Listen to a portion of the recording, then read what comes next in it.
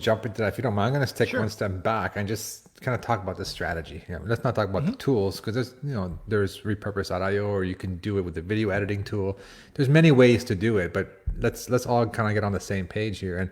And what have we been teaching our users and seeing what works best in terms of the most efficient way of creating content is to, let's say you create content. If you're starting to create content now, my biggest recommendation is to go live, like we're doing now. We're going live on Facebook.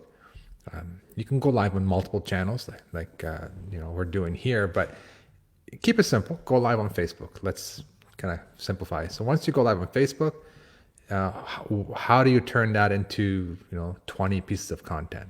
So live on Facebook, that's one piece of content. Send a copy to YouTube, that's another piece of content. And then take your 3 to 5 key takeaways, clip them out, keep them around 1 minute short, and then you post those onto Instagram, Twitter, LinkedIn, and maybe other Facebook pages that you have or groups. And then the other thing is you want to turn your Facebook live into an audio podcast. I mean, you can't do it all the time, but if the content makes sense and someone can consume it and listen in audio only, and you're not sharing your screen and something like that, you're explaining concepts, then definitely there's no reason why you can't turn that into a podcast, an audio only podcast. So that's another piece of content. And then last but not least, it's your blog or your website. So you want to put this content in the video, embed the video from Facebook or the version on YouTube, either way, onto your own site. So someone who's not really on social, not looking on social, but is already a subscriber, is already following you on your email list, or already kind of following your blog, they can consume the content. So I'm going to try to summarize it in 10 seconds. Your live stream can turn into a full video on YouTube, clips on social, Instagram, Twitter, that kind of stuff.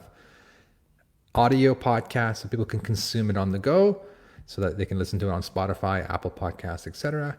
And then last but not least, on your own site as a blog post. So those are that's the bird's eye view of the approach here. So that way you just focus on creating one content, one interview, one live show a week, and then you can turn it into all those different pieces of content.